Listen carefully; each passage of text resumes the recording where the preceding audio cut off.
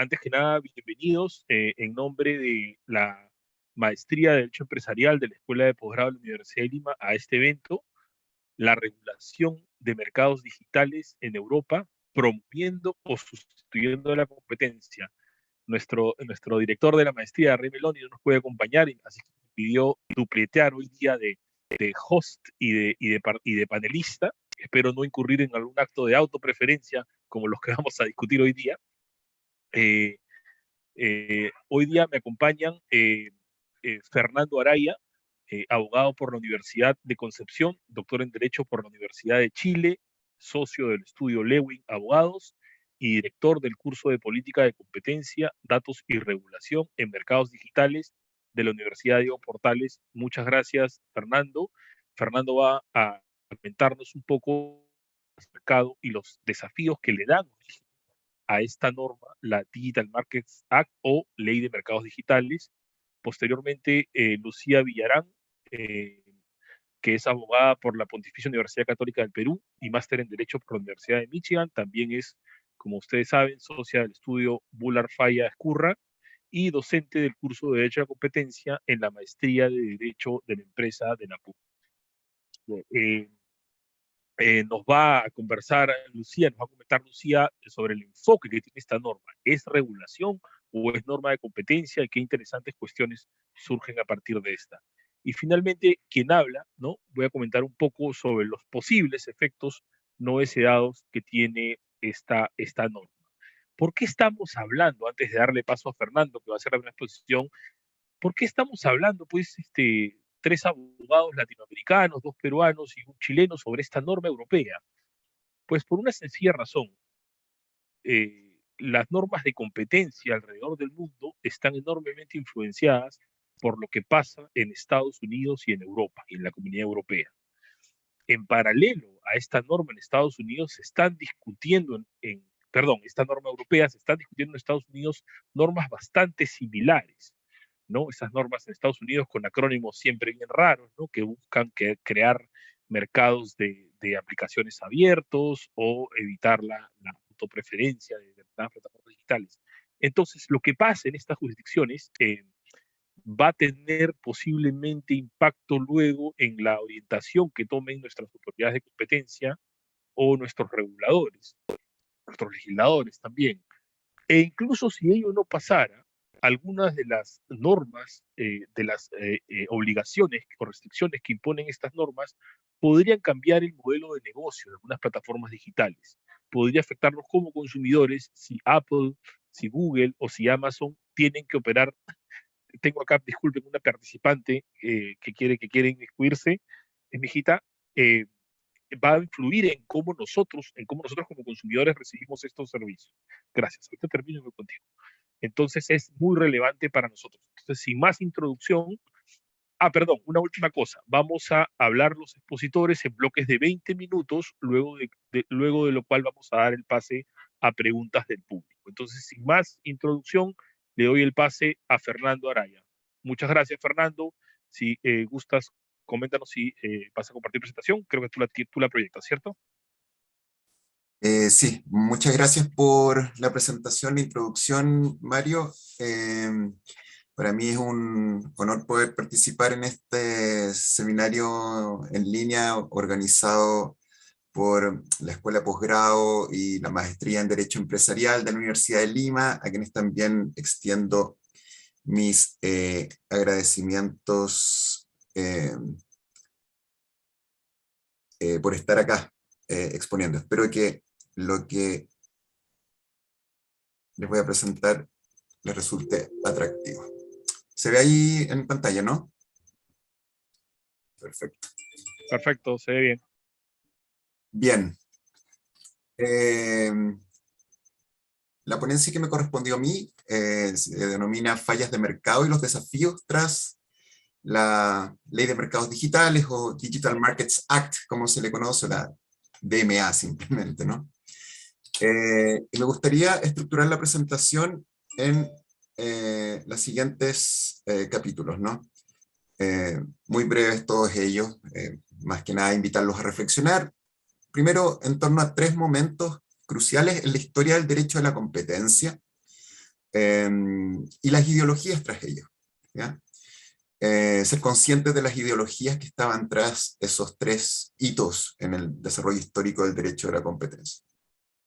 Luego, contrastar la competencia unidimensional y estática que se da en los mercados de productos y servicios versus la competencia tridimensional que se reconoce tiene lugar en las plataformas digitales y asociada a la innovación tecnológica, por cierto, en un modelo más bien dinámico y no estático para comprender bueno, las estrategias competitivas y todo lo derivado de ello. En tercer lugar, como el título de la presentación era las fallas de mercado, ¿cierto? Centrarme en comentar un par de cosas sobre la teoría de las fallas de mercado, que es básicamente un concepto en evolución, que todos sabemos cómo las distintas disciplinas de las ciencias sociales han ido aportando a través del tiempo nuevos matices, y más que nuevos matices, nuevos capítulos en la teoría de las fallas de mercado, y esto está muy lejos de ser conclusivo, y me quiero detener particularmente en la tensión entre crecimiento y desigualdad, vinculado un poco a la teoría de las fallas de mercado, y teniendo presente que uno de los propósitos a que apunta la DMA, ¿cierto?, es establecer una cancha pareja, lo plantean esos términos, entre los usuarios y consumidores frente a las plataformas, ¿ya? Luego voy a rápidamente los desafíos de diseño. ¿Cuáles eran los antecedentes que hubo antes de la DMA y las alternativas que uno debiera tener a la vista? También en una perspectiva regulatoria, sea ex ante o de casos ex post también. Los desafíos de la implementación que se están discutiendo hoy día, una vez que ya está aprobado el texto, y preguntarnos cuáles son los criterios con los que debería evaluarse la DMA transcurrido un tiempo de su aplicación. ¿Ya? La DMA, por supuesto, no es ajena al ciclo de regulación que contempla a lo menos el diseño, la implementación y luego un tiempo la evaluación. ¿Cuáles son los tres momentos en los que quiero invitarlos a que nos detengamos, ¿no? Siglo XIX, particularmente segunda mitad del siglo XIX, después de la guerra civil, perdón, la ideología del laissez-faire, y es en ese momento histórico y en esa ideología que se se aprueba, ¿cierto?, la Sherman Act en el Congreso estadounidense. Un segundo momento, años 80, ¿no? La revolución neoliberal y lo que en la disciplina conocemos todos como la mirada de Chicago del derecho antimonopolios, ¿no? El paradigma del bienestar del consumidor y todo eso, que vamos a detallar brevemente.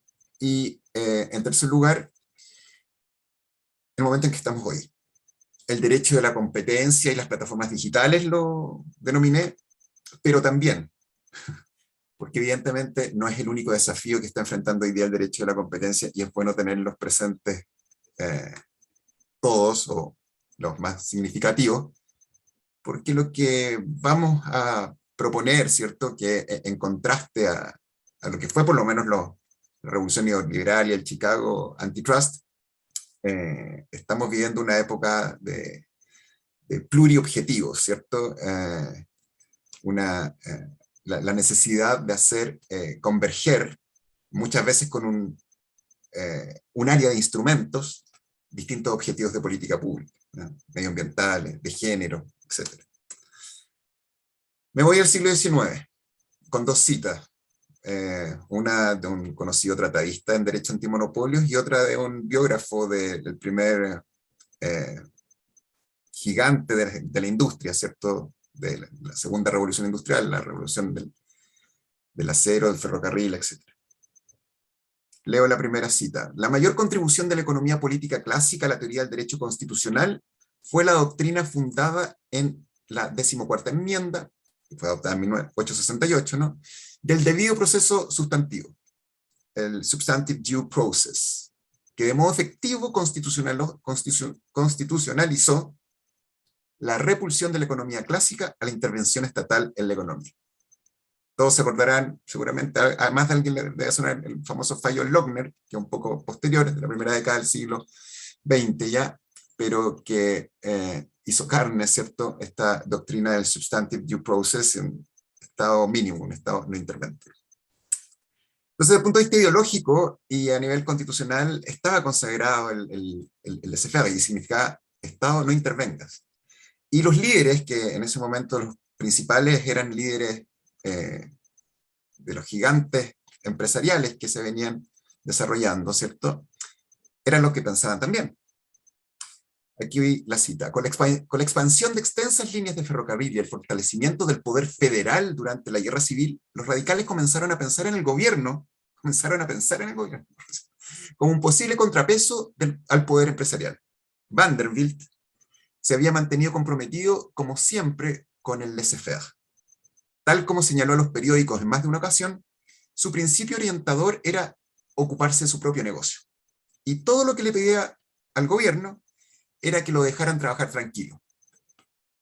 Nunca reconocería que las grandes empresas que lideraba le otorgaban un poder que rivalizaba con aquel del Estado y que pasó a ser el establishment en contra del cual los populistas se armaron a través de la regulación gubernamental. El populismo de esa época, el American Populism, ¿cierto?, es un movimiento importante que surge en la última década del siglo XIX y se prolonga como hasta principios de la segunda década del siglo XX, y que fue un poquito posterior a la dictación de la Sherman Act. La Sherman Act, uno pudiera decir que fue una legislación de transacción, una negociación en definitiva, en medio de una política de laissez-faire ideológica, pero en que se empezaban a levantar las voces, ¿cierto?, de los agricultores y otros pequeños empresarios que necesitaban utilizar el ferrocarril, necesitaban vincularse con las empresas del acero, etc. ¿No? Pero esa era la ideología entonces. No intervención estatal, hagamos una excepción, la ley antimonopolio, la Sherman Act, en contra de las grandes empresas. Segundo momento, la revolución neoliberal y el Chicago Antitrust, ¿no? Se consigna o se establece como objetivo único la protección del bienestar del consumidor, el consumer welfare y el paradigma, criticados por algunos hoy, del bienestar del consumidor. En este sentido, decía Borg, es sencillamente otro término para la riqueza de la nación. El derecho antimonopolios entonces tiene en sí mismo una preferencia por la prosperidad material, pero no tiene nada que decir sobre las maneras en que la prosperidad es distribuida o utilizada. Esos son asuntos para otras leyes. Toda la actividad del derecho antimonopolios puede resumirse en el esfuerzo por mejorar la eficiencia asignativa, del tamaño de la torta, diríamos, ¿cierto?, sin afectar la eficiencia productiva, al punto de llegar a producir una ganancia nula, o una pérdida neta en el bienestar del consumidor. Bueno, autores posteriores como aquí Samuels y Scott Morton, y varios otros, ¿cierto?, han hecho más difundido, ¿cierto?, la idea de que cada vez que Borg y otros autores en la línea de Chicago hablaban del bienestar del consumidor, estaban en realidad hablando del excedente total o el bienestar total, el tamaño de la torta, si ustedes quieren, del mercado. Y eso va muy en línea con el dogma neoliberal o la idea, ¿cierto?, del trickle-down economics, o que aquí en Chile se conoció como la economía del chorreo, ¿cierto? Primero crecemos, y si crecemos todos, después a todos les llega, ¿ya? Bueno, los progresistas hoy día dicen que, bueno, siempre ocurría la primera parte de la historia, crecíamos, pero claro, no llegaba, o al menos no llegaba a una gran mayoría, que son las voces críticas hoy día. ¿Dónde estamos hoy día? ¿Ya? Claro, estamos en el derecho a la competencia frente al fenómeno de las plataformas digitales, que es un fenómeno una complejidad significativa, que afecta a distintas dimensiones de los mercados y de la vida democrática en general, pero además venimos saliendo de una crisis financiera, 2007-2009, ¿no?, que puso en los titulares los problemas de desigualdad extrema. Fue en ese momento que entidades como el Foro Económico Mundial, por ejemplo, empezaron a hablar de los problemas de desigualdad extrema, los paraísos tributarios y todos otros factores conducentes a desigualdad extrema. Vinieron las inyecciones de capital para superar las crisis en los países del norte, digamos.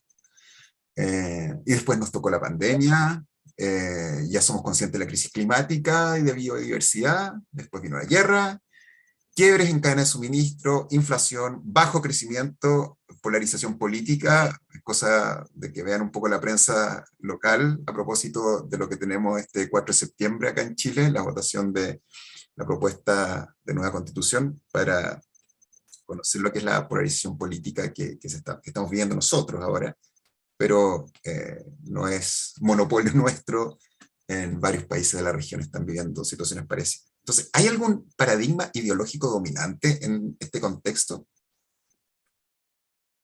Me parece que no. Probablemente se esté construyendo un paradigma de crecimiento inclusivo y sostenible. Pero como tiene el desafío de articular tantos objetivos de política pública distintos y a veces incompatibles para lo que se entendía antes, ¿cierto? No es fácil llegar al consenso, una especie de consenso, nuevo consenso de Washington, ¿cierto? Y luego poner sobre la mesa actores tanto públicos como privados de distintas áreas, ¿ya? De allí que la coordinación entre reguladores normalmente va a ser muy importante en los próximos años, ¿ya? Pero, ¿qué significa al final del día para el derecho a la competencia? ¿Cuáles son los desafíos que presenta para el derecho a la competencia el desarrollo de la economía plataforma? ¿Ya? Primero hay una distinción importante que hacen Parker y otros en su texto, ¿no? Que por un lado la competencia en mercados de productos y servicios, que es respecto de la cual actuó por más de un siglo el derecho a la competencia, importaba que los agentes privados en los mercados buscaran una ventaja competitiva que les permitiera, bueno, ser agresivos en precios o en marcas en los mercados con productos diferenciados, competir con cantidad en algunos tipos de mercados, a veces en calidad, pero el punto central era obtener, desde el punto de vista de estrategia competitiva, obtener control sobre un insumo indispensable y en su caso extraer márgenes, bueno, de consumidores o de proveedores, o incluso de competidores en conducta de competencia desleal, y por lo tanto bastaba erigir barreras a la entrada respecto del acceso a ese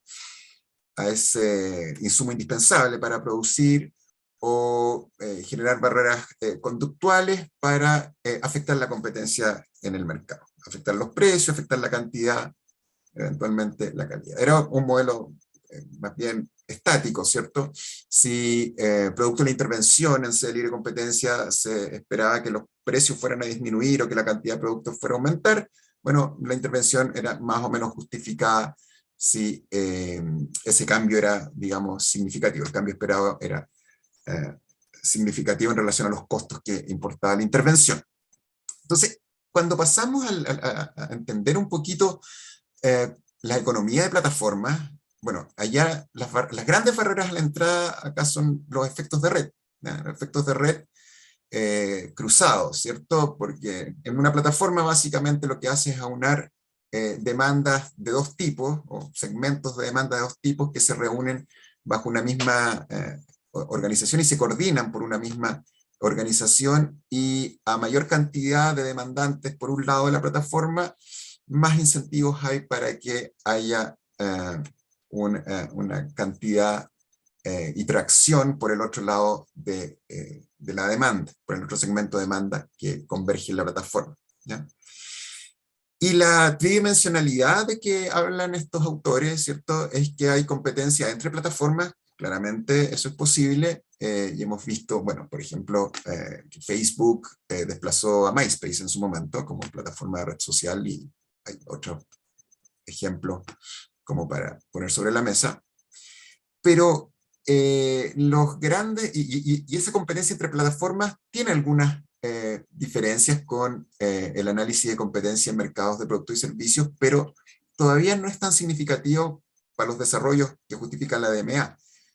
En cambio, la competencia entre el controlador de la plataforma y los usuarios de la plataforma, en el sentido de que el controlador de la plataforma puede ver que hay usuarios que pueden ser una amenaza en el sentido de llegar a transformarse dichos usuarios en sí mismos en una plataforma, y por lo tanto el controlador de la plataforma tiene incentivos para estar monitoreando lo que hacen ciertos usuarios, tiene todos los incentivos para acceder a la información de ese usuario y con eso ofrecer mejores productos e incurrir en conductas como la autopreferencia que refería Mario al inicio, ¿ya? Y también hay competencia entre usuarios de la misma plataforma, y hay casos de carteles, por ejemplo, entre usuarios de plataforma, ¿ya?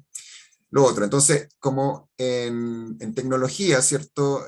Que apalanca estos modelos de negocio, la innovación es tan importante, los modelos de la economía neoclásica, más bien estáticos, quedan un poco obsoletos en el análisis y se necesita avanzar hacia modelos dinámicos, tiempo 1 y tiempo 2 al menos en el desarrollo de la innovación. Pero hay otro factor que es más intuitivo quizás del desafío de la regulación de plataforma, es que el controlador de la plataforma, por un lado, crea el mercado. O sea, ya se entiende que las plataformas en muchos casos son un mercado en sí mismo, ¿ya? No en todos, pero en muchos casos son un ámbito insustituible de oferta de productos para un usuario, particularmente empresas de menor tamaño, ¿ya? Pero luego, con los términos y condiciones, el controlador de la plataforma regula el mercado, y al tener sus productos propios, es decir, al estar integrado verticalmente y participar como usuario en la plataforma, participa en el mercado. Y esa situación era bastante excepcional, y el derecho de la competencia en general no se hacía mucho cargo históricamente, ¿ya? Una situación en que una entidad creara el mercado, regular el mercado y luego participar en el mercado. No, más de algún conflicto de interés hay allí. Bueno, voy rápidamente. La teoría de las fallas de mercado, mediados del siglo XX, parte con lo más conocido: monopolio, asimetría de información, bienes públicos. Después vienen los institucionalistas y empiezan a agregar la necesaria definición de derechos de propiedad. Bueno, el artículo de Coase del 60 ahí es una buena referencia para esa perspectiva más institucional. Después aparecen las fallas del Estado, y muy importantes en la regulación, ¿cierto? Las fallas de regulación, y más recientemente con los desarrollos de la economía conductual o cognitiva, ¿cierto? Los desarrollos de las fallas del individuo. ¿Ya? Todo eso ha venido a justificar distintas olas regulatorias, y por lo tanto sigue siendo un concepto de evolución. Más recientemente, desde la economía ecológica, una disciplina heterodoxa que yo no estaba familiarizado, la descubrí hace relativamente poco, ¿cierto?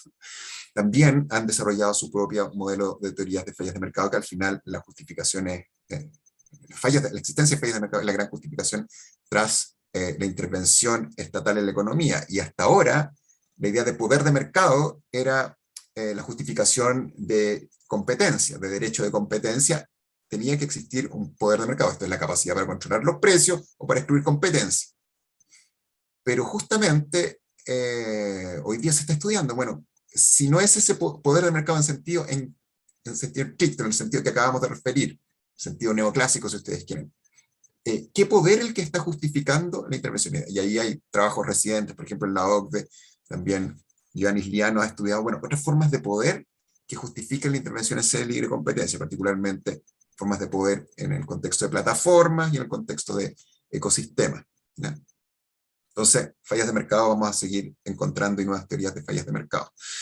Y en particular yo me quería situar en la tensión entre crecimiento y desigualdad, y la verdad es que no son, operan en ambos sentidos, ¿cierto? Esto es del trabajo de Valery Serra y otros, que básicamente el crecimiento hace reducir la desigualdad y la pobreza en algunos factores, pero en otros factores el crecimiento incrementa la desigualdad, ¿ya? Partiendo desde el crecimiento hacia la desigualdad y pobreza. ¿ya? Ahí están un poco descritos los factores. El crecimiento otorga recursos para la redistribución y por lo tanto permite reducir la pobreza y la desigualdad. El crecimiento genera empleo y oportunidades de negocio, lo que también permite reducir la desigualdad y la pobreza. Pero el crecimiento genera asimetrías en el crecimiento en distintos sectores y por lo tanto ahí el resultado es ambiguo para desigualdad y pobreza, ¿ya? Y por último, el crecimiento depende de ciertos recursos, por ejemplo, recursos humanos. Si la educación es mala en un país, o hay mucha simetría entre la educación pública y la educación privada, obviamente van a acceder al mercado laboral quienes se forman en la educación privada y no así los que se forman en la educación pública. Ahora, si uno parte desde el otro extremo, también encuentra efectos distintos, efectos ambiguos en la relación entre desigualdad o desigualdad y pobreza y crecimiento. En algunos casos contribuye al crecimiento y en otros casos lo altera. Bueno, ¿cuáles son los antecedentes rápidamente de la DMA? Más de 50 Fernando, estudios. disculpa que te corte, por si acaso hemos llegado a los 20 minutos, pero no voy a cortar duro acá, sino que quiero dejarte porque tú estás llegando al pico justo. Entonces, Sí, dale, por favor. voy rápidamente, sí. Sí, dale. Más de 50 estudios sobre economía digital y competencia por parte de distintas organizaciones precedieron a la aprobación, por lo menos, de la DMA. Casos de aplicación del derecho a la competencia a grandes plataformas digitales en algunas jurisdicciones. El caso Google Shopping, ¿cierto? Que en 2017 se conoció, ¿cierto? Fue quizás el pionero en esto. Lo que se ha visto en el tiempo reciente en relación a casos, ¿cierto? Una especie de carrera entre autoridad de competencia por ganar ser el primero en intervenir en determinadas fallas vinculadas a las plataformas o ciertos mercados digitales que operan en modelos de plataforma. Pero hay que considerar también que hay tradiciones legales en derecho privado. Me refiero a distintas formas de abuso de una posición contractual u oportunismo. La doctrina del abuso de dependencia económica en algunas jurisdicciones ha permitido abordar algunos de los problemas reclamados, por ejemplo, reclamos de usuarios contra plataformas, ¿ya? Hubo también cambios legislativos en derecho a la competencia. Alemania con el artículo 19 de su ley, o el Reino Unido que estaba con el proyecto de la Digital Markets Unit, ¿cierto? Que es crear un apéndice a la autoridad de competencia. Y no hay que olvidar que de forma paralela al proyecto de la DMA, también lo que quería tener Europa, la Comisión Europea, era un New Competition Tool que era como el equivalente a las Market Investigations que hace el Reino Unido y básicamente establecer una herramienta más regulatoria para ciertas situaciones como la famosa colusión tácita y otros, ¿cierto? Si es que no se aprueba la DMA como una regulación específica para plataformas, podría haber quedado esta. Pero esta rápidamente cayó y se archivó. El fundamento de la DMA no es un fundamento de competencia o tan directamente de competencia, ¿cierto? Era el artículo 114, fue la base legal que permitía aproximar legislaciones nacionales y evitar así la fragmentación regulatoria que se tradujera en la posibilidad de arbitraje regulatorio y una fragmentación del mercado único europeo. Ese era el objetivo que está de por qué se dicta la DMA. Y por lo tanto está muy vinculado esto con la seguridad jurídica o la certeza legal. Pero yendo a criterios más sustantivos u objetivos más sustantivos, es equiparar la cancha entre usuarios de plataforma y los controladores de las plataformas y hacer estos mercados digitales contestables. Hay tres desafíos de implementación que se han levantado. La necesidad de contratar profesionales calificados para administrar y hacer aplicable esta ley. El lobby no se va a detener, hubo bastante lobby de las gigantes tecnológicas para evitar que se aprobara tanto esta ley como la prima, ¿cierto? Que es la ley de servicios digitales. Y muchos gigantes tecnológicos han dicho que van a litigar en los casos de investigación por infracción en la DMA. Y hay otra cuestión y otro desafío es que, bueno, ¿qué pasa con lo que están haciendo las autoridades nacionales de competencia? Por ejemplo, el Bundeskartellamt ha sido muy activo, la autoridad francesa, la autoridad holandesa han sido muy activos en intervenir y buscar soluciones en el marco de la ley de competencia a situaciones. ¿Qué va a pasar una vez que empiece a aplicar la DMA? ¿Ya? Entonces, no está exenta de desafíos la implementación y va a ser interesante desde el punto de vista de teoría de la regulación ver cómo se va desarrollando esto. Y por último, transcurrido un tiempo, ¿cómo se va a evaluar esta ley? ¿Ya? Para mi gusto, creo que la DMA debiera evaluarse en el contexto de la agenda digital. Para Europa hay una carrera por ser el dominante digital, ¿cierto? La economía más avanzada en lo tecnológico. China tiene una apuesta por el 2030. Vamos a ver si la gana. Pero bueno, hasta ahora Europa no es un desafiante importante en eso y está por verse si esta ley contribuye a acercar un poco al campeón mundial en esto o no. Eso es lo que yo tenía por ahora. La reflexión la dejo para el plenario, la conversación. Muchas gracias, Fernando. Aparte de entrar al tema de la noche, has hecho un muy buen excursus de política económica también, súper interesante, ¿ah? Para una conversación bien, bien amplia. Muchas gracias. Ahora le doy el pase a Lucía Villarán, que ya la presenté, para comentarnos si la Digital Markets Act es regulación o norma de competencia. Dale, Lucía. Sí. Muchas gracias, Mario. Gracias también a la Maestría de Derecho Empresarial de la Universidad de Lima. Un gusto compartir con ustedes, Mario y Fernando, y voy a proceder a poner mi presentación.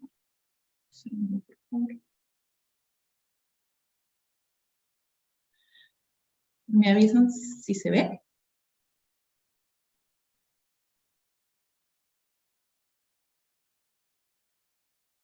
¿Sí? Ok. Bueno, gracias Fernando por la introducción. Creo que ayudó también mucho a dar contexto a lo que es, digamos, la problemática planteada por la Digital Markets Act.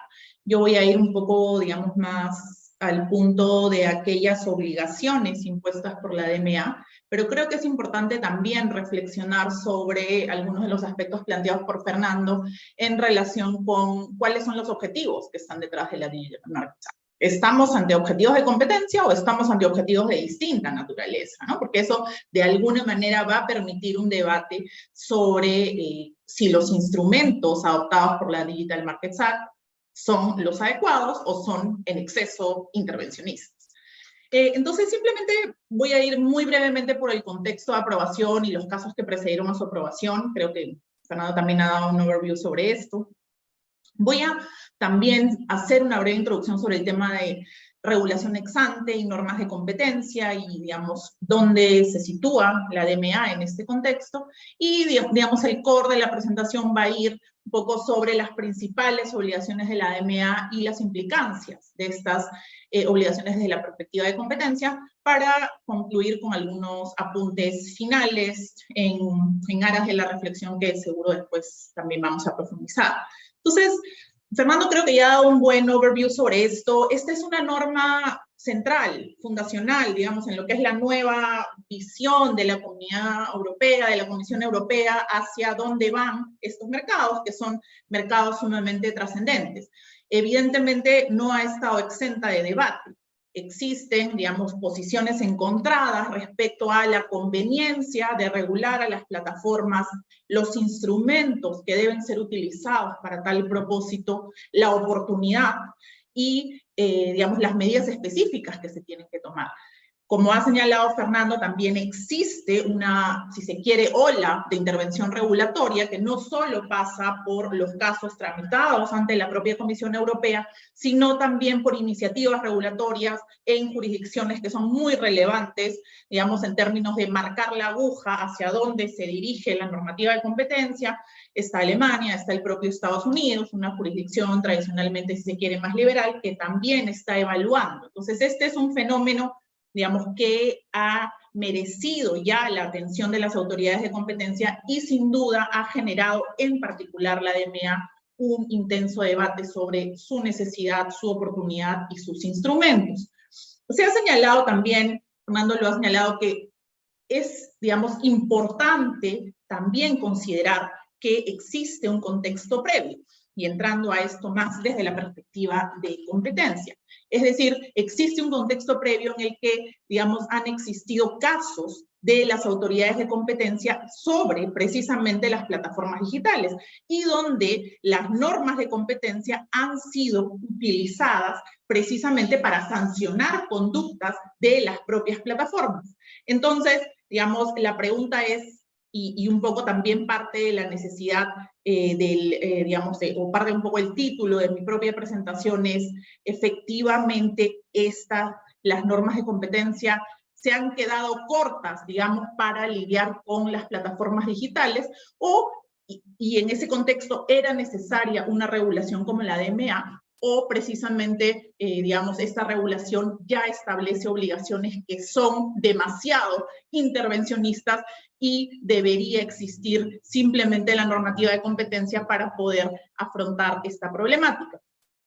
Como se ha señalado, el caso probablemente más relevante que tiene que ver justamente con las prácticas de self-preferencing es el caso Google Shopping en el 2017, donde finalmente se sancionó, digamos, a Google por dar una ventaja considerada ilegal a su servicio de comparación de compras frente a lo que eran sus competidores.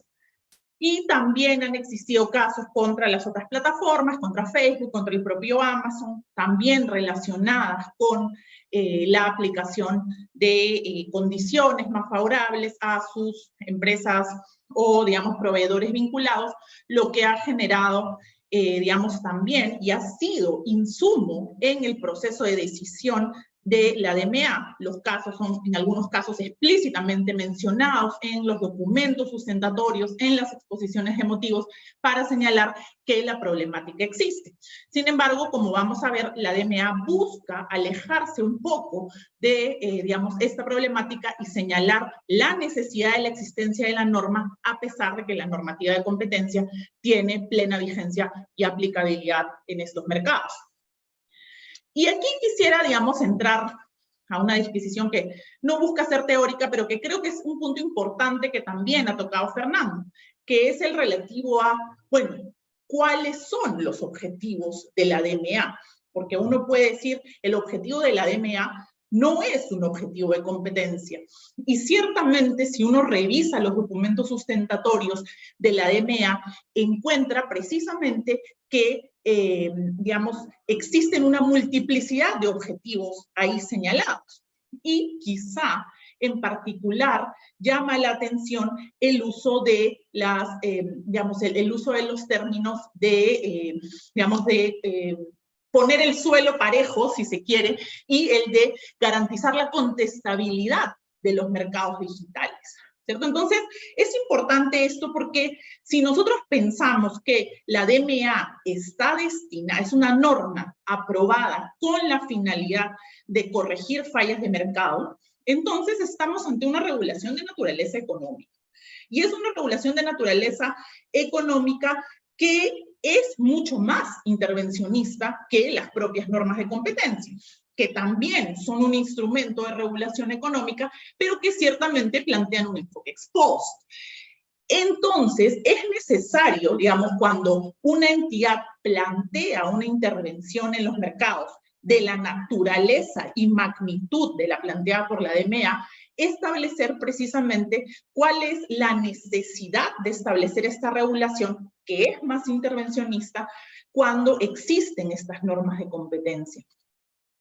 Nosotros creemos a la pregunta, ¿es un instrumento de regulación económica? Ciertamente lo es. Ciertamente busca corregir fallas de mercado que la propia norma ha identificado que existen en el mercado de plataformas digitales. Probablemente busca también alcanzar otros objetivos que tienen que ver con esto del suelo parejo, digamos, la igualdad de condiciones para los consumidores y proveedores en estas plataformas de dos lados, pero que tiene que ser evaluada como un instrumento de intervención en los mercados que busca corregir fallas de mercado. Y desde esa perspectiva, evaluar su proporcionalidad. Porque como instrumento de intervención del Estado, entonces debe justamente ser proporcional a los objetivos que busca conseguir. Y la pregunta entonces de fondo es, ¿las reglas de la DMA son las menos intervencionistas para lograr sus objetivos? ¿Era posible convivir simplemente con las normas de competencia o las normas de la DMA han, digamos, cubierto un aspecto que no estaba cubierto por las normas de competencia? Porque, digamos, como sabemos también, en muchos mercados, normalmente los mercados que presentan fallas de mercado estructurales, lo que sucede es que justamente la regulación económica busca corregir a través del establecimiento de obligaciones ex ante estas fallas de mercado que no llegan a ser atendidas en su totalidad por los instrumentos como son las normas de competencia. Entonces, digamos, simplemente para aclarar la pregunta, las normas de competencia son también un instrumento de regulación económica. Sin embargo, es claro que la DMA, y lo vamos a ver cuando profundicemos en las obligaciones que está estableciendo, digamos, tiene un alcance mayor, pues precisamente plantea digamos, obligaciones de carácter ex ante que modifican o pretenden modificar en algunos aspectos la estructura de la industria, el comportamiento de los agentes, y por lo tanto son un instrumento más, si se quiere, intervencionista y agresivo en la dinámica de los mercados. Esto, como digo, no es necesariamente malo, pero sí es importante entrar a las justificaciones para evaluar la legitimidad de las intervenciones.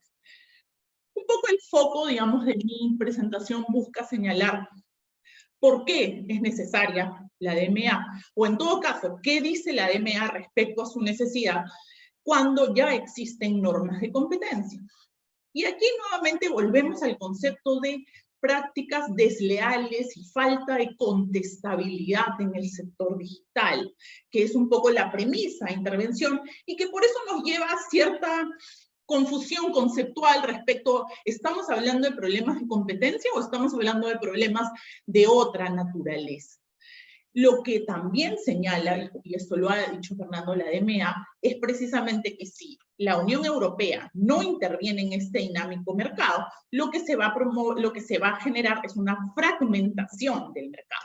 Es decir, parece recurrir también a digamos, a un objetivo que trasciende o que es muy relevante en el ámbito de la Comunidad Europea, relativo precisamente a garantizar la unidad en el mercado europeo. Ahora bien, la DMA señala precisamente cuando evalúa su interrelación con las normas de competencia, dice, bueno, en realidad las normas actuales de competencia y los países y el marco normativo de los países miembros no necesariamente han sido efectivas para lidiar con los retos que plantean estos gatekeepers, que son finalmente los titulares de las plataformas. La DMA señala expresamente que además estas normas de competencia no alcanzan a solucionar todos los problemas relacionados, porque, por ejemplo, señala, podrían haber titulares de plataformas que no tienen una posición dominante, que de alguna forma sí tienen la necesidad de ser regulados por esta norma. Además, señala la norma en sus documentos sustentatorios que los remedios impuestos en los procedimientos de las normas de defensa de la competencia no necesariamente son suficientes para restaurar un comportamiento competitivo. Tiene, digamos, una vocación de restaurar condiciones de competencia en los mercados de plataformas digitales.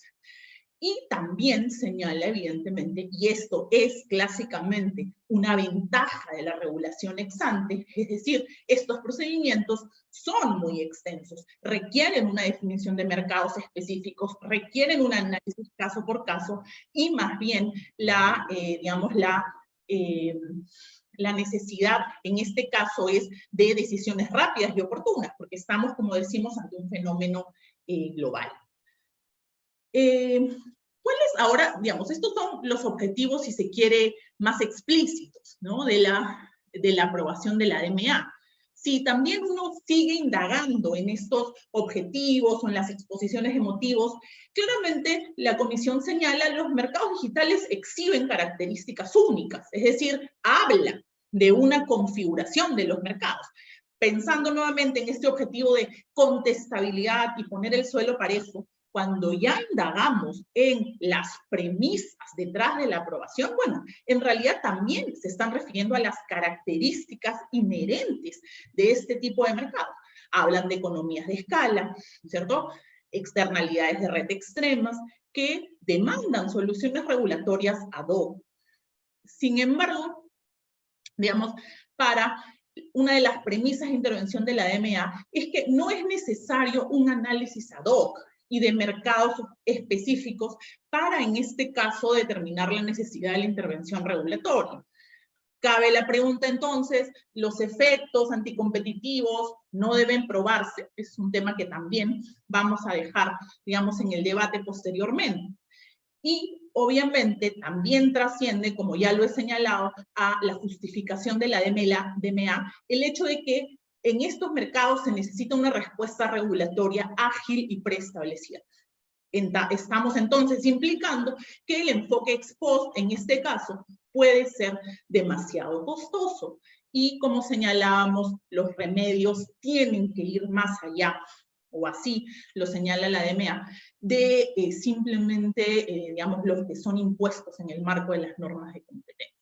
¿Cuál es el resultado finalmente? Que la DMA ha establecido una serie de reglas, y lo he puesto de competencia, entre comillas, porque probablemente uno podría decir, no son reglas de competencia.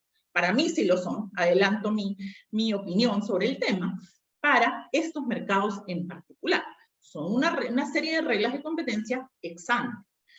Y esto también es importante.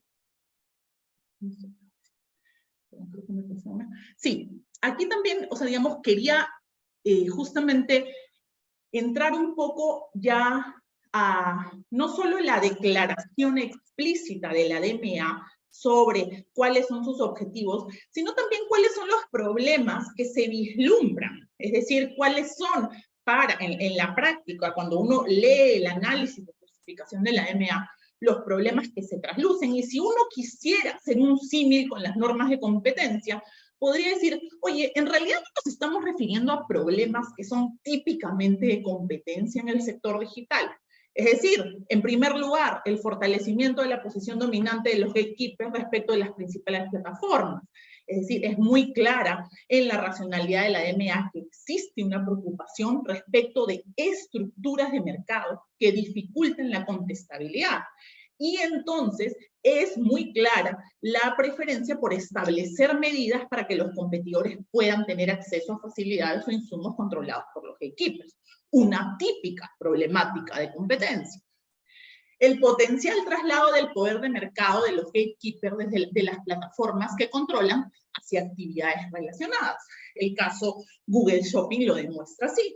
Incluso el caso Amazon en el 2019. Es decir, y esto también está explícito en la DMA, el potencial traslado de estas condiciones a mercados o servicios relacionados es también una típica problemática de competencia. Y finalmente, una típica problemática, por lo menos a nivel de la Comunidad Europea, es la preocupación respecto a que este poder de mercado sea explotado por los gatekeepers. Podemos entonces hablar de un concepto de contestabilidad y el suelo parejo, pero muchas de las preocupaciones que están detrás, si nosotros las trasladamos a preocupaciones en el argot de competencia, finalmente se traducen en una preocupación por la posición dominante de esos gatekeepers, que no la trasladen y que no la exploten. Voy a ir un poco más rápido entonces, simplemente aquí para decir que la DMA sí hace una, digamos, definición explícita de por qué ellos consideran, o sea, cuál es la interrelación de esta norma con las normas de competencia. Y como hemos dicho, teóricamente al menos la DMA señala, oye, en realidad estas normas son un complemento de las normas de competencia. Aunque, como hemos visto, y ya podemos vislumbrar a partir de lo que hemos estado señalando, existe más bien una relación de intersección con las normas de competencia, pues si las premisas son de competencia y establezco obligaciones ex ante basado en un supuesto de falla de mercado por falta de competencia, entonces esa relación de complementariedad no es del todo, digamos, exacta en la práctica, o en todo caso tendrá que ser definida en sus alcances cuando esta norma se implemente.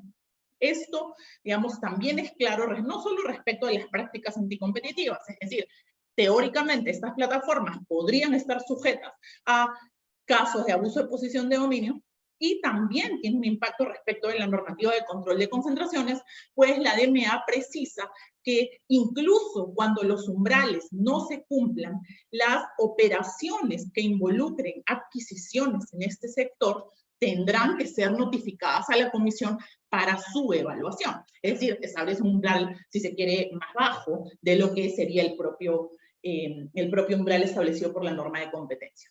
Solo aquí, digamos, ¿qué es un gatekeeper? Normalmente son los titulares de las denominadas Core Platform Services, ¿no? Entonces, los servicios online de intermediación, las plataformas para compartir videos, las redes sociales, los servicios de publicidad online, los servicios de mensajería. La norma establece una serie de servicios que se pueden entender como core platforms, y después establece dentro de ese grupo, digamos, de las plataformas, algunas presunciones que tienen que ser cumplidas para que digamos, un determinado titular sea considerado como gatekeeper.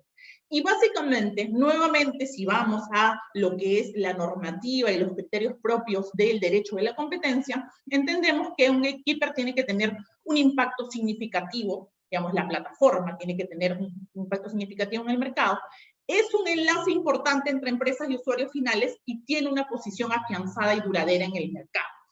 Como vemos, estas presunciones o estos requisitos se trasladan a una serie de parámetros objetivos que, si finalmente se cumplen, entonces la entidad podría ser denominado un gatekeeper. Es importante señalar, sin embargo, que la norma establece que los gatekeepers pueden establecer una objeción a esa designación como gatekeepers, y vamos a ver que precisamente esto después de alguna forma convierte el procedimiento ágil y sencillo en un procedimiento más largo que podría ser asimilable a uno de competencia. Entonces, básicamente, digamos, cuando estos requisitos objetivos no se cumplen, la designación de los gatekeepers se puede hacer como resultado de inicio de investigaciones de mercado para así, digamos, rebatiendo las presunciones objetivas, llegar a un análisis más caso por caso, que nuevamente se parece más al de la normativa de competencia. Simplemente, digamos, los artículos 5 y 6 de la norma son centrales para identificar una serie de prohibiciones que tienen que ver con la actuación de los gatekeepers hacia, digamos, sus usuarios intermedios o usuarios finales, y de otro lado, obligaciones de hacer que determinan, digamos, una necesidad de colaboración entre los gatekeepers y, nuevamente, sus competidores. Aquí, digamos, el artículo 6 es muy revelador respecto a el hecho de que se está pidiendo o se está exigiendo, vamos a verlo en su implementación, el compartir información e insumos clave por parte de los titulares de los gatekeepers. Entonces, normalmente se ha señalado que esto impactará en la estructura del mercado, pues de alguna forma, digamos, va más allá de lo que típicamente sería una intervención pro-competitiva y supone una intervención directa en los modelos de negocio.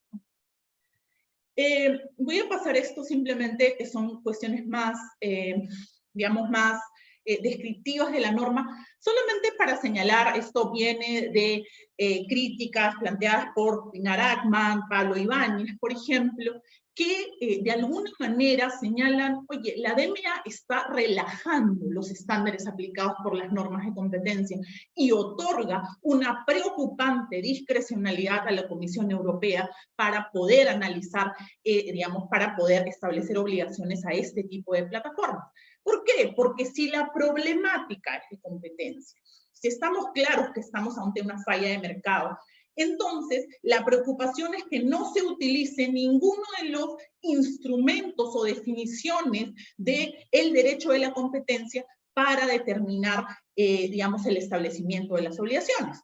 Es decir, no hay un análisis caso por caso de mercados, no hay necesariamente un análisis de participación de mercado, no hay análisis de eficiencias, y, digamos, de alguna forma se invierte la carga de la prueba típicamente respecto de obligaciones de competencia, porque finalmente son los gatekeepers los que deben probar que no son dominantes en un determinado mercado. Alguien podría señalar, y aquí termino, Mario, que esto es muy similar a lo que ocurre en mercados regulados, es decir, es diferente porque estos mercados tienen una falla de mercado estructural. Pues bien, el paper de Pablo Ibáñez compara precisamente la DMA con la norma de telecomunicaciones y señala la norma de telecomunicaciones, viniendo de un sector regulado, de alguna manera determina una aproximación totalmente distinta a esta problemática porque alinea sus definiciones con la normativa de competencia y de alguna manera señala que el principio de esta regulación es la promoción de la competencia y que por lo tanto las autoridades deben imponer obligaciones ex ante cuando las presunciones de competencia bajo las categorías de la norma de competencia son precisamente cumplidas, ¿no? Entonces, quizá dejo simplemente para el debate ya las conclusiones para terminar y no hacerlo más largo. Y aquí termino. Gracias. Muchas gracias, Lucía. Estupenda presentación. Al igual que Fernando, desde ya voy a comprometer a los panelistas de hoy para que nos pasen esa presentación y si pueden con los links para compartirlas en la página del webinar junto con la grabación después. Voy a ahora cerrar yo el panel con una corta presentación sobre los posibles efectos no deseados, que creo que en parte complementa mucho de lo ya expuesto por Fernando y Lucía. Creo que ya se puede ver la presentación. Voy a ponerme el tiempo para no pasarme.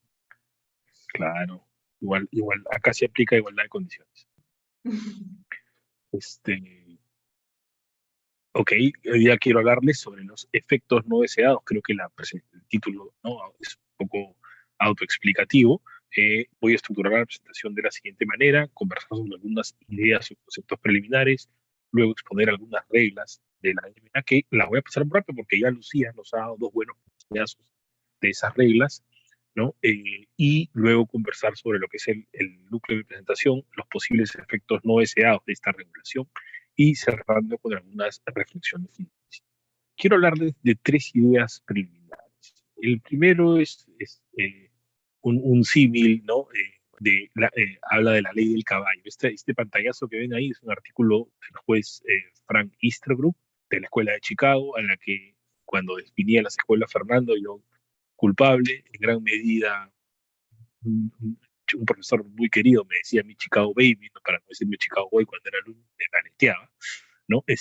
Frank Easterbrook cita en un simposio, este es un simposio del año 96-97, sobre era el Internet, el derecho del ciberespacio. Y él cita a un antiguo decano de la Universidad de Chicago y dice: gracias a Dios que en Chicago no tenemos clases de derecho del caballo. ¿Qué se refería a esto?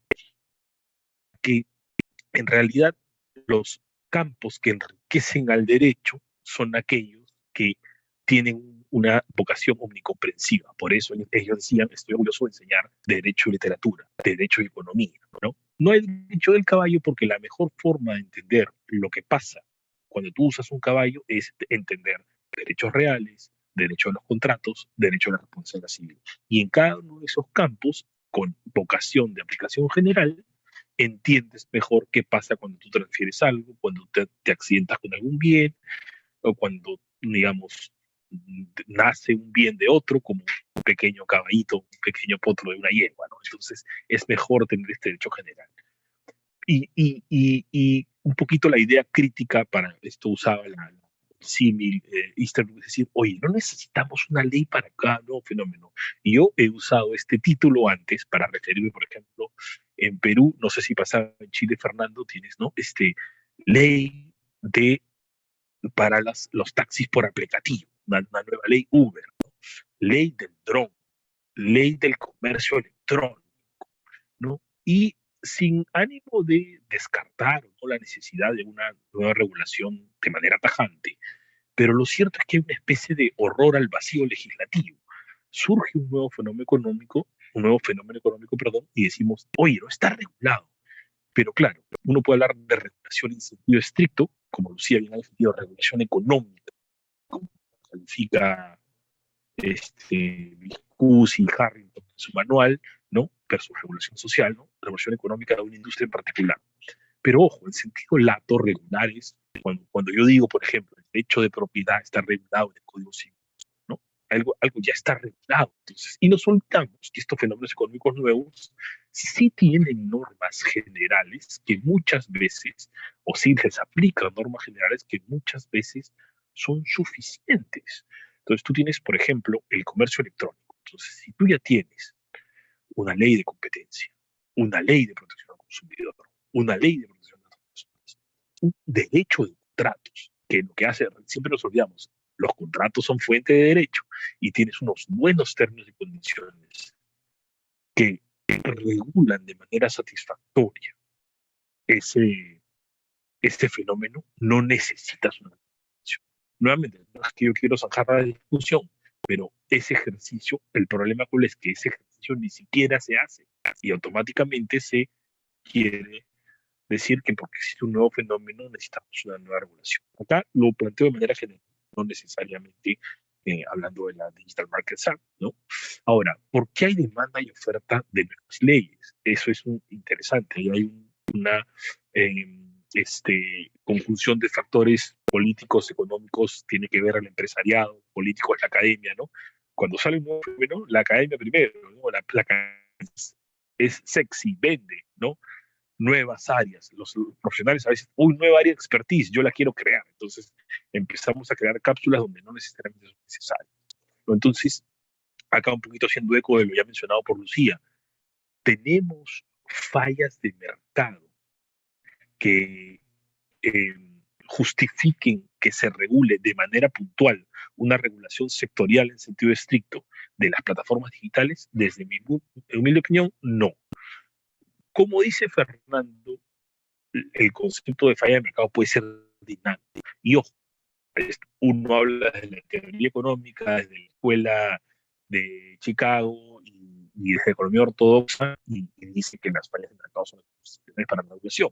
No quiero decir que no haya otras justificaciones para la regulación, en la práctica las hay. Hay justificaciones de carácter distributivo, por ejemplo. Las voy a mencionar más adelante. Pero en este marco de análisis, yo no veo fallas de mercado, ojo, fallas de mercado tan significativas, porque claro, si uno lista las fallas de mercado del cual, ¿no? Asimetría de información, públicos, costos de transacción, siempre serán, pero ojo, esas serán en todos los mercados, en el mercado de chifas, en el mercado de pequeñas lavanderías, en el mercado de medios tradicionales, en el mercado de digitales. Siempre hay alguna cantidad de fallas de mercado. El tema es si ese grado de mercado es tan amplio como para justificar una regulación, que también, por supuesto, tiene costos y fallas, ¿no? Entonces, primer concepto, ¿no? O primer planteamiento, ¿no? El cuestionarnos de si de verdad necesitamos una nueva ley para este nuevo campo. Mi posición personal es que otro concepto interesante y ligado a por qué tenemos demanda de nuevas legislaciones es el de captura regulatoria, ¿no? En pantallazo está un artículo de George Stigler, La teoría de la regulación económica. Cuando ustedes, acá la mayoría son abogados seguramente, cuando nos enseñan derecho administrativo económico y nos dicen teoría de los servicios públicos, ¿no? El objetivo es el bien público, la teoría del bien común. Stigler es un poco más escéptico y él reconoce que hay algo que se llama, o plantea, ¿no? Esto ya es más reconocido actualmente, que puede pasar, que es la captura del río. La captura, ojo, estamos en contextos en Perú y en Latinoamérica de casos de corrupción, por ejemplo, ¿no? La captura no es necesariamente un término que implica que el político o el regulador está enteramente al servicio de la empresa, ¿no? Pero sí que hay cierta familiaridad con la industria, ojo, objetivos en competencia entre sí. A veces un regulador tiene el objetivo de promover X industria y a la vez la regula. Ahí no siempre los incentivos están alineados, ¿no? Entonces puede pasar de que el regulador termine al final creando normas que benefician al propio regulado. La premisa es, y por eso las empresas, incluso las mismas empresas, ojo, ahí dicen, oye, no quiero que me regulen, hacen lobby contra la norma. Pero muchas veces la norma termina generando fosas regulatorias. Si se acuerdan los castillos del medioevo, una fosa del agua que impedía que el invasor entre al castillo. Eso a veces, al elevar los costos de cumplimiento del marco legal, lo que termina generando es que sea más difícil competir. Entonces, tengamos en cuenta esta segunda idea. Y una tercera idea que quiero traer a colación es el concepto de free rider. El free rider normalmente es una falla de mercado, precisamente, y se da cuando hay bienes públicos, defensa nacional, servicios de seguridad. Como es difícil para el Estado individualizar al que no paga, entonces siempre hay un fresco que dice yo no pago, pues igual me van a cobrar. ¿Okay? ¿No? Finalmente el policía no puede decir, oye, el señor de la Casa Verde no paga impuestos, a él que le roben. No, el policía ve un ladrón, o bueno, por lo menos debería, ¿no? Y lo persigue y lo atrapa, ¿no? Ojo que en el mercado también se puede dar este fenómeno del free ride, ¿no? Del correo, si quieres, ¿no? Y pasa, por ejemplo, digamos que si tú, Netflix trae la serie, pues, Stranger Things, y pone carteles gigantes en la avenida Jaime Prado, ¿no? Donde dice, promociona la serie. Si esa serie, otro canal la distribuye, imagínense que luego llega al cable, no sé, ese segundo agente económico se estaría beneficiando de la publicidad de un tercero, que es inversión, ¿no? Cuesta. Ahora, en los mercados, este problema de free riding se corrige con la integración vertical. ¿Cómo se corrige? Hay un contrato de exclusividad, ¿no? Entonces, cuando el Estado prohíbe la integración vertical o regula, restringe la integración vertical, le está quitando a los privados mecanismos para solucionar el problema de free riding. 3 ideas básicas: ley del caballo, captura regulatoria y el problema del free riding. Vamos ahora a hablar un poquito de la definición de la DMA propiamente dicha, y voy a pasar muy rápido porque acá me sostengo un poco en ya la presentación de Lucía, ¿no? El primer gran concepto que quiero dar es la definición de guardián de acceso o gatekeepers. Pero antes de definirlo, una primera pregunta que quiero hacer es, el término gatekeepers y todo, pues en comunicación, incluso académica o regulatoria, tiene un significativo, ¿no? El término gatekeeper es un término que ya te hace ver que hay algo mal, ¿no? Se habla, oye, hay un gatekeeper en este mercado, un portero que no te deja pasar a ti, que controla, y generan un jardín enrejado, un walled garden. Es malo que haya gatekeepers. La verdad es que yo creo que si uno mira con suficiente detalle, va a notar que en todos los mercados hay gatekeepers. Con mayor o menor control, es cierto, pero en todos los mercados hay gatekeepers. Tú, para comprar, por ejemplo, tus, eh, tu diario, ¿no? Vas al supermercado y vas al mercado, ¿no? Y ese supermercado, para ser atractivo, ha escogido un combo de productos. Entonces, si hay en el mercado 10 marcas de aceite de oliva, ese mercado no va a poner 10, va a poner 6 o 7 o 5, lo que le sea rentable, y va a escoger por ti. Pero al escoger por ti te está haciendo un favor, te está facilitando que encuentres los bienes en un solo lugar, ¿no? Y él no puede poner todo. Lo explicaron también Fernanda y Lucía, que es una plataforma. Y cuando hablamos de plataformas digitales, abstraiganse un poco y no piensen solo en Google, Amazon. Bueno, sí, cuando hablamos de plataformas digitales sí, pero para el concepto económico de plataformas, perdón, podemos pensar en un centro comercial, en un supermercado. Son lugares físicos o virtuales que tienen que hacer que dos lados, oferta y demanda, ¿no?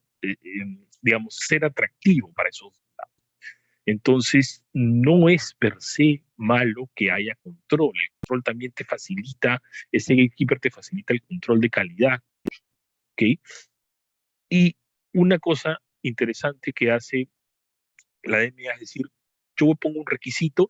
Miren, la definición tiene ciertos proxies de poder de mercado, ¿ya? Porque te hace referencia al tamaño de la plataforma, al número de usuarios, pero son proxies imperfectos. Y al final dice, ojo, tanta plata que tengas en ingresos, te presumo gatekeeper, ¿no? Entonces al final nos estamos olvidando del poder de mercado. Esto es bueno, dicen algunos, porque nos exonera de los costos, que es cierto que es difícil, es cierto que es costoso definir el mercado relevante, determinar con certeza cuando alguien es relevante o no.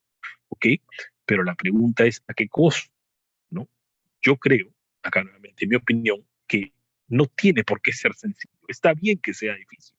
A diferencia de los casos de cárteles, por ejemplo, de competencia, donde sabemos que esta conducta es dañina y raramente tiene beneficios o claramente no tiene beneficios, ¿no? Está bien que no gastemos tiempo en discutir si la empresa tiene o no.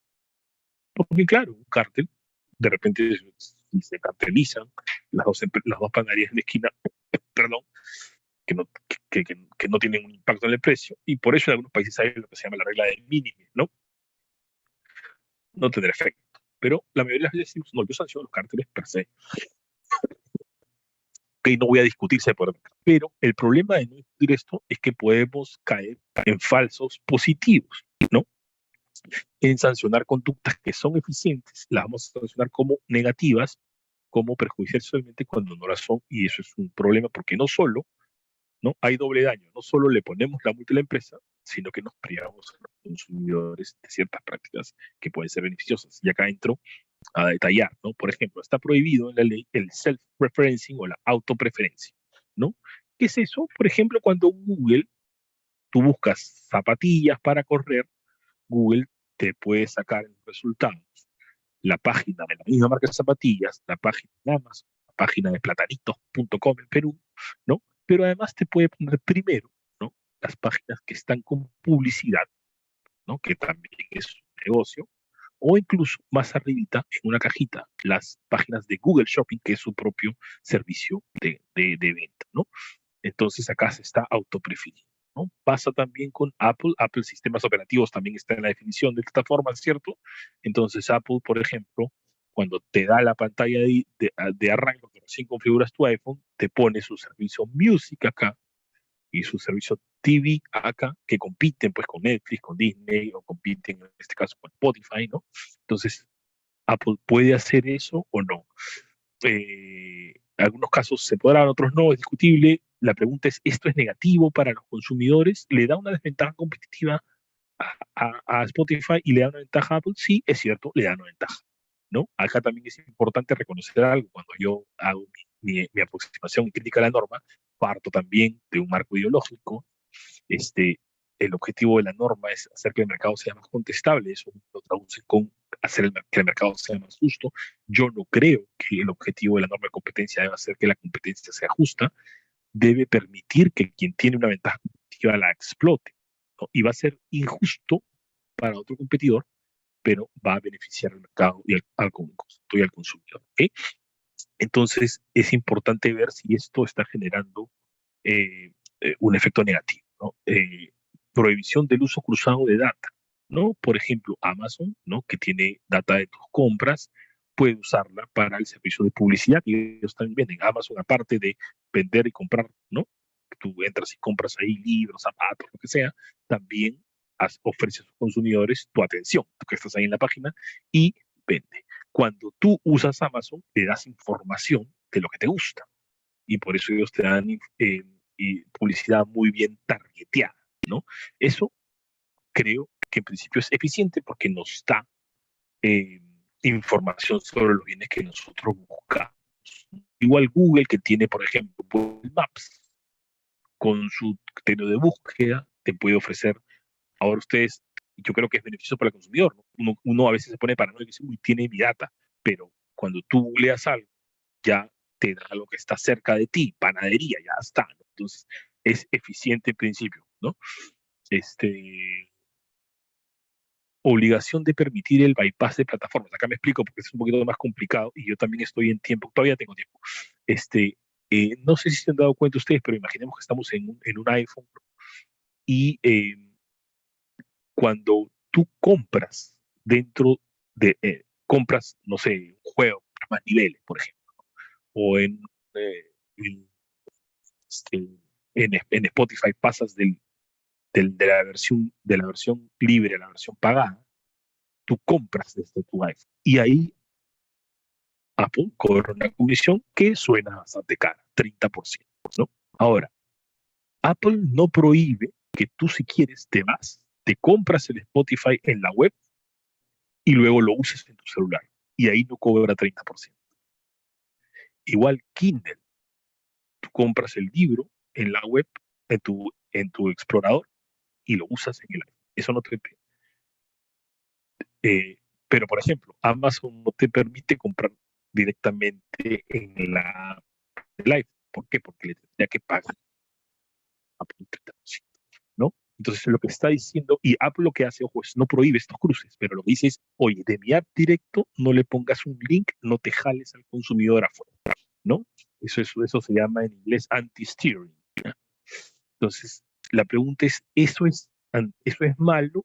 Parece sí, ¿no? Se le pone una traba al consumidor, le genera un costo de transacción. Ahora, bien importante aquí hablar de una idea general y de los modelos de negocio de las empresas. Estas empresas, plataformas digitales, no todas, ojo, voy a generalizar, no todas se financian igual, cada una tiene su negocio particular y cada una tiene sus fuentes de generación de riqueza mayor, ¿no? Pero Apple, por ejemplo, se financia con estas comisiones y también porque vende un teléfono caro, ¿cierto? Así se financia el sistema operativo, ¿no?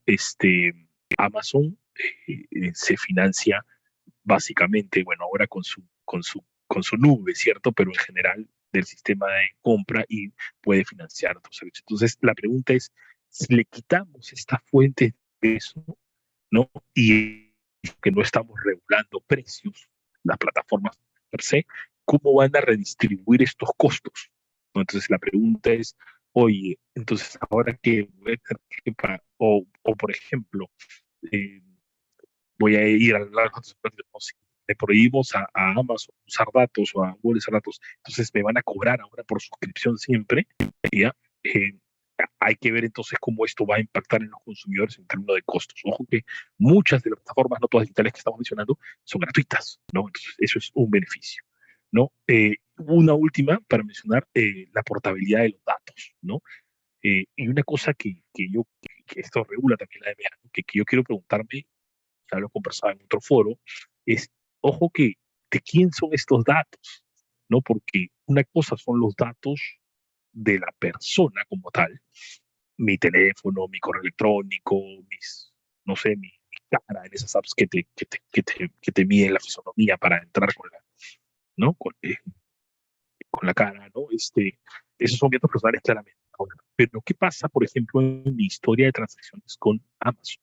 ¿Esos son mis datos? Sí, son mis compras, me dicen, pero creo que son datos que tú generas con la plataforma y que es importante mirar los términos de servicio, ¿no? Entonces, yo creo que por lo menos en parte, es indiscutible que por lo menos en parte las plataformas también generan esos datos. Y no solo eso, nuestros datos, pensemos, individualmente no valen mucho, como agregado. Entonces las plataformas también generan valor para esto. Si los obligamos a compartir esos datos con sus competidores, creo que ese puede ser un problema. Justamente acá, ya, eh, para terminar mi presentación, voy a hablar de los posibles efectos no deseados, pero antes de eso tengo que decir cuáles son los deseados. ¿No?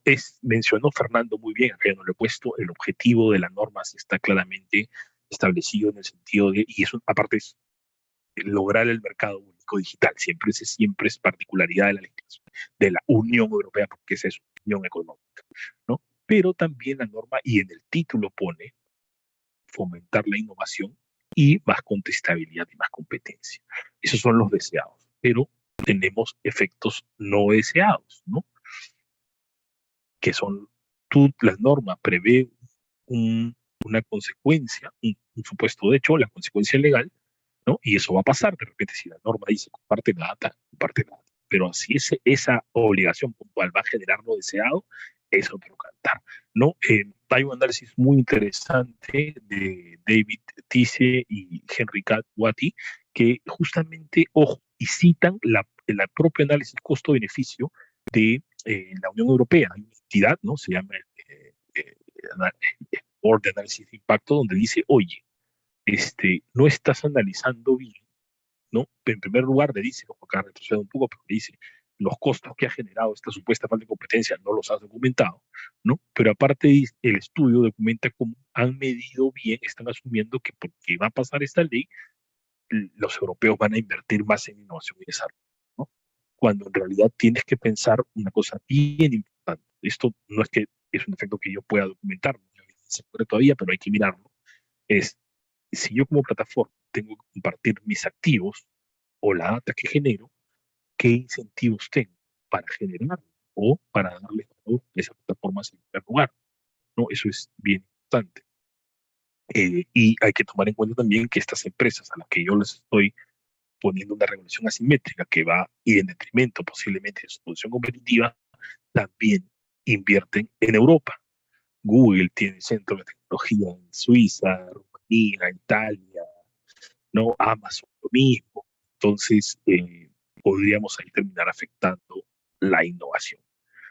Menos competencia, la DMA podría elevar los costos de cumplimiento de determinados sectores, los más grandes, los que están sujetos a la norma, y lo que pasa ahí es qué incentivo tengo para crecer. Podríamos estar generando más bien incentivos para quedarme chico, ¿no? Atomización empresarial, que obviamente resta eficiencias.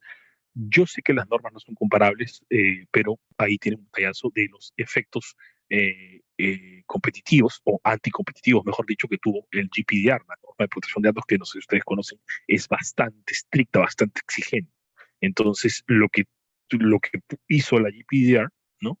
La Ley de Protección de Datos Personales, es que eh, tuvo, más bien benefició, ¿no? A los grandes como Facebook, que tenían equipos y recursos para cumplir con la norma, otros sectores no podían cumplir con la norma. Y ahí sí no había diferenciación.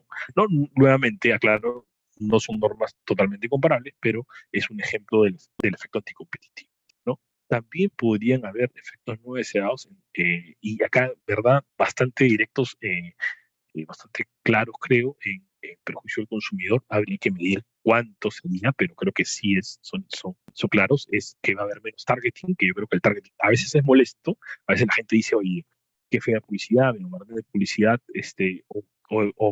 uno se pone paranoico, porque siente que algo no es demasiado, pero normalmente suele ser bastante eficiente, ¿no? Obviamente acá no estoy hablando del spam que está regulado, ¿no? Menos privacidad también, que al olvidar compartir la data podemos tener menos privacidad para los consumidores, ¿no? Porque hay riesgo de leaks, menos seguridad también. Y ¿por qué? Porque al ir en contra de modelos integrados, hay modelos más abiertos. Google y Android es más abierto que Apple, por ejemplo, pero el modelo más cerrado te da dos cosas: seguridad y también accountability del proveedor. Si tu teléfono se raya de la nada, tú le echas la culpa a Apple o a, no sé, Motorola, la marca que uses, pero podría ser la culpa de apps, ¿no? Entonces, la solución integrada nos resta accountability, disculpen el anglicismo en ese sentido. Entonces, estos son algunos posibles efectos no deseados. Quiero terminar con unas reflexiones finales y gracias por la paciencia. Yo también he pasado el tiempo, disculpen. ¿Cómo llegamos a generar un ecosistema digital fuerte y competitivo? Esa reflexión es bien importante porque no es esta norma. Sin perjuicio de mi opinión aquí, esta norma no es. Perú, ¿qué hace Perú? ¿Qué hace Chile? Y Chile es una economía más con mayores ingresos y con mayor capacidad de que la nuestra. Tenemos que generar cosas más básicas todavía: conectividad, educación. ¿Por qué Estados Unidos sí es una fuerza en términos digitales? Porque pues tiene Silicon Valley, tiene las mejores universidades del mundo, ¿no? Tenemos que traer inversión, no nos queda otra ahorita, creo yo, que inversión extranjera directa fuerte, pero que venga, no, quizá como hicieron Corea del Sur, China, ¿no? Ojo, mi escepticismo con la norma no quiere decir que yo piense que no hay ningún problema en este mercado, ¿no? Creo que incluso Lucía, desde su posición un poquito más escéptica como la mía, igual reconoce que puede dar problemas. Puede dar problemas, incentivos para ser anticompetitivo, por cierto. Hay problemas de datos personales, por cierto, ¿no? Pero yo creo que las soluciones a esos problemas están en el marco legal que Europa ya. Y en parte lo demuestran los casos, que han sido difíciles, largos, costosos, sí, pero decía ya hace un rato que no tiene por qué ser fácil en caso de usurpación de dominio. Están las normas de protección de datos personales también, ¿no? Y están las normas de protección del consumidor. Muchas de estas reglas, ojo, que benefician al consumidor, a veces son percibidas como injustas o como engañosas, justamente porque no son del todo transparentes. Y ahí sí puede actuar la legislación de protección al consumidor también. Entonces, básicamente es un combo de libre competencia, protección al consumidor y protección de datos personales, ¿no? Y también, ojo, no quiero ignorar algunos de los problemas mencionados por Fernando. Ya entrando, regresando a la economía política para cerrar el círculo, estamos en un momento de bastante desigualdad, nosotros estamos desde un país desarrollado en estos temas, ¿no? Y sin duda otras políticas públicas se requieren, pero nuevamente ahí es educación, algo de redistribución, por cierto, sí, ¿no? Educación, políticas de generación de clústeres productivos, entre otras, que van a hacer que podamos tener un ecosistema digital que hoy en día lamentablemente en Perú no tenemos, ¿no? Estamos discutiendo esta norma hoy en día porque nos va a caer de rebote, ¿no? Pero quizá algún día la discutamos, porque algún Spotify peruano, Amazon peruano está teniendo algún caso contra Google o Facebook. Y nada, eso es todo con mi presentación. No sé si tenemos preguntas del público. Voy a ver el chat, que no lo estoy viendo ahorita.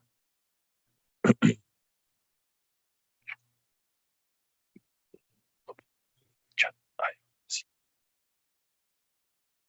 No sé si ya nos, quizá por ahora ya nos hagan algunos. No sé si tiene alguna pregunta del público. Y creo que por la cantidad que somos, hasta abrimos el micro encantado. Nadie se anima.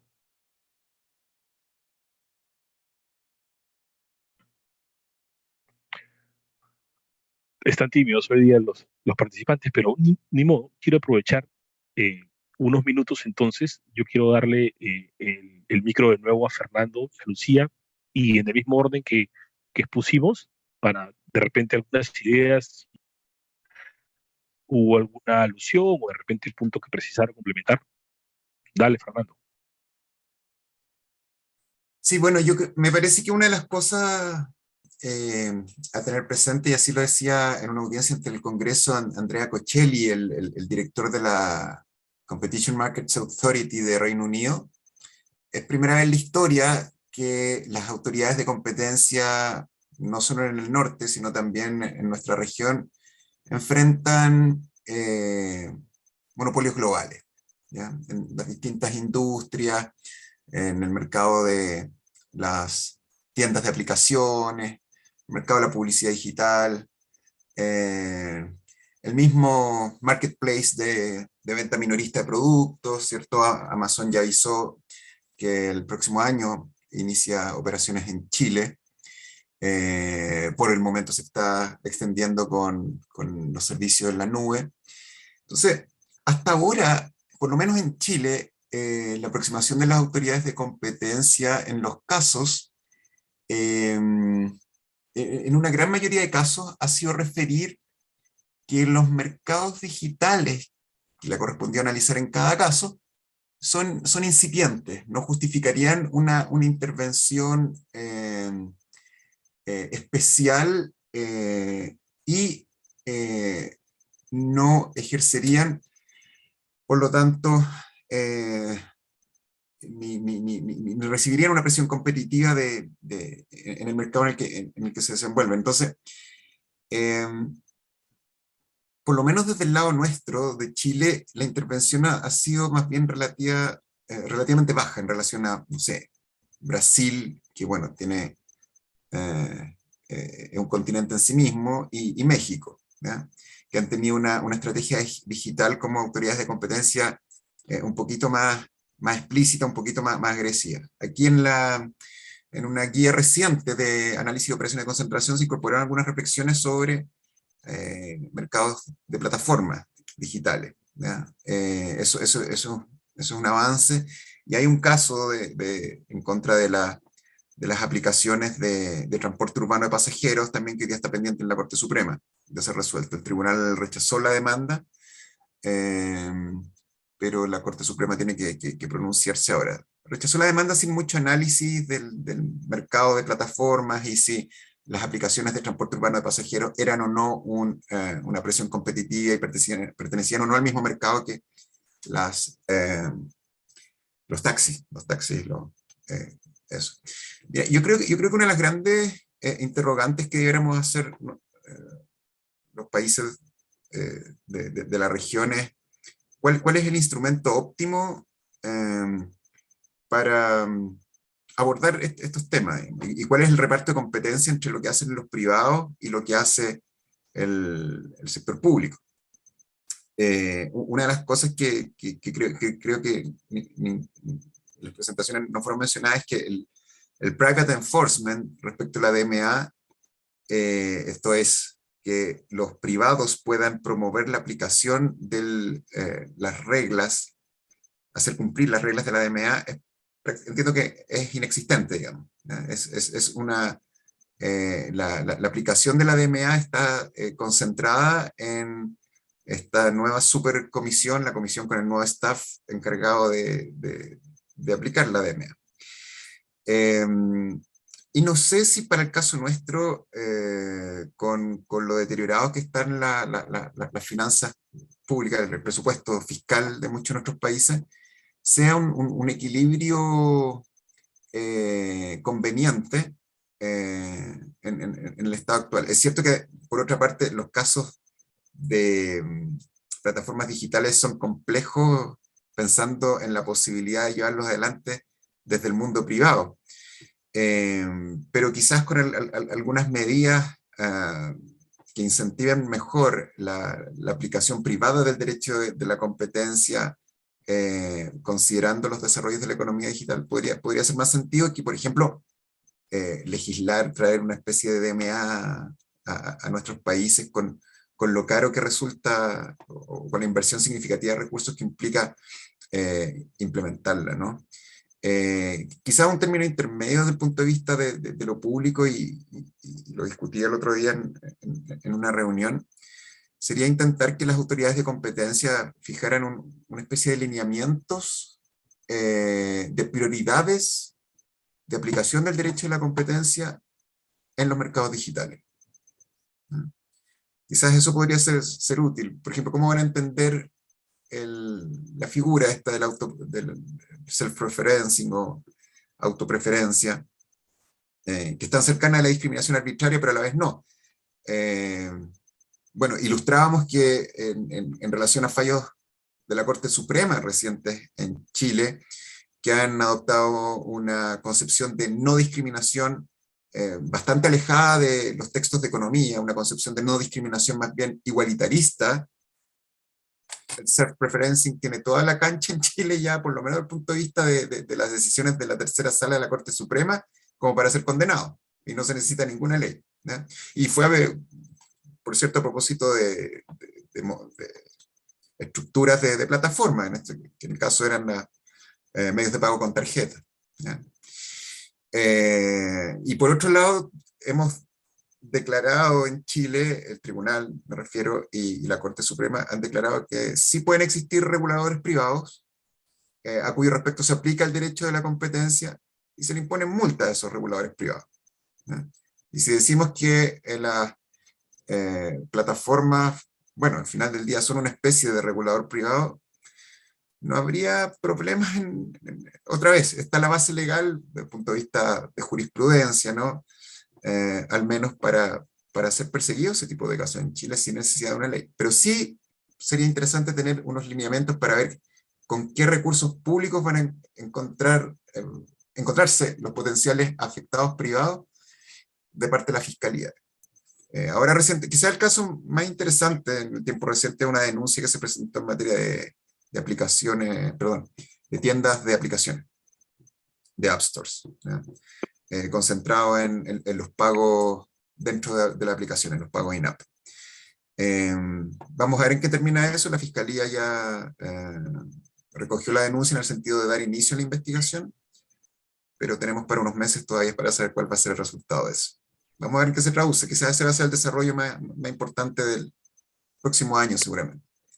Ustedes en Chile tienen bastante campo, además, para que se aplique una especie, algo parecido al, salvando las distancias, como lo que vaya a ir desarrollando la ley en el tribunal, porque su tribunal, que es de carácter judicial, puede innovar ahí, ¿no? Y hace poco lo hicieron con incluso no sé si, ahí corrígeme si me equivoco, Fernando, no es que fijan un precio, ¿cierto? Pero para el tema de proceso de pago, mercado de procesamiento de pagos, pero le ponen un tope, no sé, algo así. Escuché por ahí un 5%, ¿no?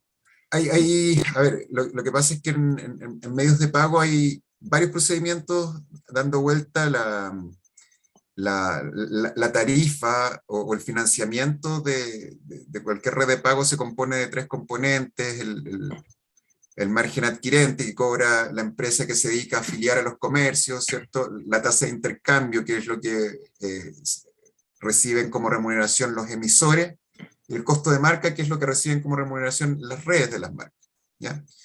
Y de esos tres conceptos, hasta ahora, el único que está quedando sujeto a una especie de autorregulación cuyos criterios ha sido orientado por la Corte Suprema, y que la autorregulación tiene que autoimponerse el que ha sido históricamente dominante en adquirencia. En cambio, los costos, la tasa de intercambio fue fijada por un comité especial que se dictó en una ley recientemente, por los distintos tipos, o sea, tarjeta de crédito, tarjeta de débito, y los costos de marca el tribunal está sugiriendo que se regulen. Porque ahí hay otro pilar, digamos, de nuestro sistema, es que el tribunal puede dictar instrucciones de carácter general. Pero tú dijiste A algo. eso me refería, a eso me refería. Sí, puede dictar instrucciones generales de carácter general que son verdaderas regulaciones, pero sin llegar a regular precios allí, pero establecer todos los parámetros de topes, digamos, y criterios para Ok. fijar los precios. Lo que sí quería destacar de tu comentario respecto del derecho local, en cuanto a un sistema de precedentes, ¿cierto? Claro, tenemos un tribunal especial, que es el Tribunal de Defensa de la Libre Competencia, y después tenemos una tercera sala de la Corte Suprema, que se pronuncia sobre las decisiones del Tribunal de Libre Competencia. Y uno institucionalmente pudiera decir que están todos los atributos para tener un sistema de precedentes técnicos consistentes con el imperio del derecho, estoy pensando en el rule of law anglosajón, ¿cierto? Pero, y particularmente respecto de ciertos casos, uno pudiera decir, dado que muchos de esos casos en la Corte Suprema han sido redactados por el mismo ministro, estamos pasando de un rule of law a un rule of man. ¿Ya? Cuidado ahí. Así Ok, que ok. ese es el estado Fernando, actual. ¿Ah? buenísimo. Estaremos atentos. Y nada, muchas gracias, Fernando. Le voy a dar el pase a Lucía también para que nos comparta alguna reflexión final.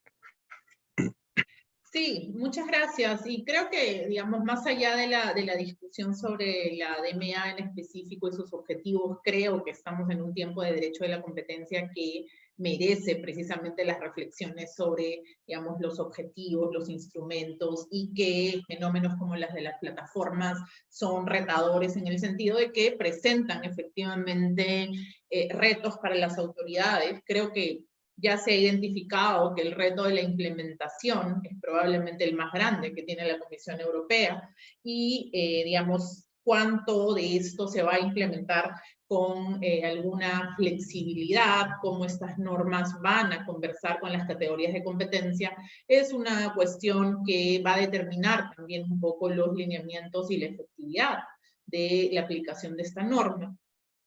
Coincido con la idea de que en legislaciones como las nuestras, con un desarrollo menor, ciertamente la nuestra incluso menor que la de Chile, digamos, también podrían plantearse esquemas, digamos, un poco más flexibles, porque a la larga también, digamos, el efecto contraproducente que puede existir en estos casos es que, digamos, el esfuerzo que ha hecho la Comisión en establecer obligaciones detalladas, etcétera, quede obsoleto dentro de 3 o 4 años. Entonces quizá también es necesario que, digamos, pasemos a un enfoque más de códigos de conducta, reglas, lineamientos, etcétera, que de alguna manera permitan armonizar la innovación constante en estos mercados con un ejercicio de la autoridad de competencia, digamos, caso por caso, porque claramente la DMA se ha enfrentado al dilema de decir, oye, quiero ser de alguna manera predecible, pero esto en un mercado como este también le puede jugar en contra en unos años. Entonces, creo que más que nunca siempre es la pregunta de, bueno, ¿cómo se implementará esta norma? Pero en el caso de esta norma es sumamente crítico, y también, como se ha señalado, para ver un poco el horizonte de cómo impactarán estas normas y estos lineamientos en nuestra jurisdicción, ¿no? Ciertamente también es importante en algunos casos tener parámetros más claros, porque una obligación de esa magnitud y de esa naturaleza podría ser claramente tergiversada en sistemas de competencia que no son institucionalmente fuertes y que, digamos, podría dejarse llevar por otro tipo de objetivos que no son ciertamente los que sustentan la DMA, pero que podrían modificarse en otras jurisdicciones. Así que creo que es importante también los lineamientos para dar ciertos parámetros de actuación que al mismo tiempo garanticen una respuesta regulatoria, pero suficientemente flexible como para atender la problemática en su totalidad. Ha sido un gusto para mí conversar con ustedes. Muchas gracias. Sí, Muchas gracias, Lucía. Si me permites, Mario, terminar con eso también, agradecer a la organización, Mario, compartir con Lucía también ha sido muy grato, así que muchas gracias por la invitación y esperamos en un tiempo más que volvamos a discutir a partir de los avances que haya, sea en Europa o en nuestros países, sobre estos temas. Quizá en un año organizamos el seguimiento, el webinar de seguimiento, a ver, con un tiempo de aplicada la norma. Aunque dicen que demora todavía, ¿no? Dicen que en 2023 recién va a estar totalmente vigente la norma, Sí. ¿no? Porque hay un procedimiento de adecuación que le da. Pero en fin, o podemos discutir otros temas. Muchas gracias, Fernando, Lucía. Son temas, digamos, el derecho de la libre competencia en general está en constante movimiento en Europa, en Estados Unidos y en Perú también, ya que tenemos una relativamente nueva, joven ley de control de concentraciones. Este está en constante movimiento, así que esperemos tener pronto una nueva oportunidad de compartir y conversar sobre estos temas.